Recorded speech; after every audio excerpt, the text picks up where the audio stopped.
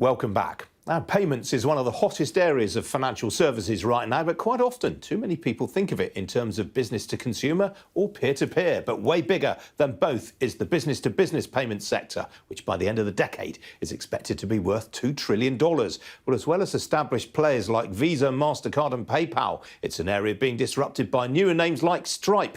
And my next guest, 8-year-old Nium, based in Singapore, achieved unicorn status, a value of more than $1 billion at its most recent funding round in July last year. Prajit Nanu is the co-founder and chief executive of Nium, and he joins me now. Prajit, welcome to you. Why is this particular segment of payments so much more prone to disruption? Thanks, Ian. Thanks for having me. If you think of the world of payments, majority of the money has actually gone on consumer. It's making our life easier through sending money peer-to-peer. And the enterprise payment, which is the largest market, is completely undisrupted. Zero innovation, still run largely through banks. And that is the area which we really feel the fact that over the next few years will go through massive disruption.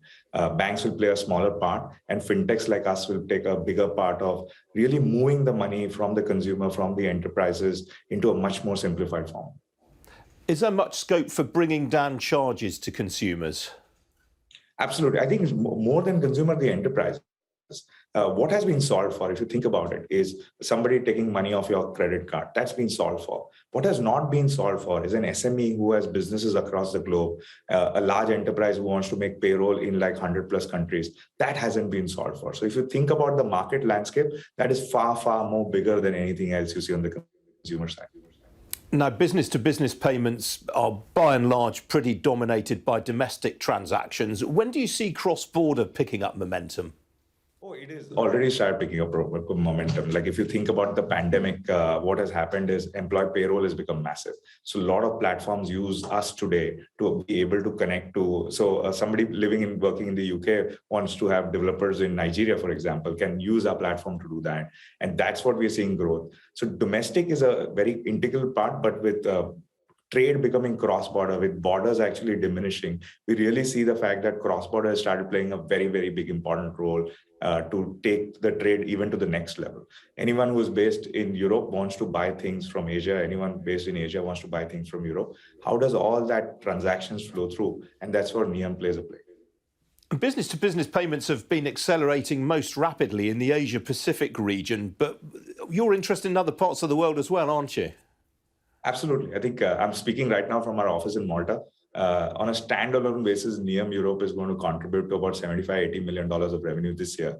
That makes us in top 100 startups in Europe on a standalone basis. And we actually bought a travel payment company in the pandemic. Everyone thought we were crazy. Now with travel coming back, this business is booming and is becoming the fastest revenue generator for us. And we strongly believe that we want to capture every part of enterprise payment, any money moving through a bank, through a card, or any kind of rail. Nium wants to play a part. So we strongly believe that Europe is our fastest growing market right now and will continue to be over the next few years. No, you've just preempted my next question. I mean, you've been quite an acquisitive business over the last year or so. I mean, you even did a deal earlier this week. I mean, is acquisitions a more rapid way of gaining scale for you than organic growth? Actually, acquisitions are very important for us, not from a growth perspective, but to the value they bring. So the recent acquisition, which we announced earlier this week, allows us localized payment access in multiple markets in Southeast Asia. So when you think about it, like if you look at markets in Southeast Asia, there are no card penetrations, etc. So for example, if you are a streaming site and you want to collect money from somebody in Indonesia, they don't have a debit card, they don't have a credit card, but hey, they have cash which they can go now to a store, top up that money, and then be able to see their streaming service. And that's the company we bought. So we actually buy companies from a perspective that they'll either bring a licensing value or geographical value. Growth, we are growing 300% year on year. So buying growth doesn't make sense for us. Obviously, there's been a big upsurge in fraud in business-to-business payments. How are you tackling that?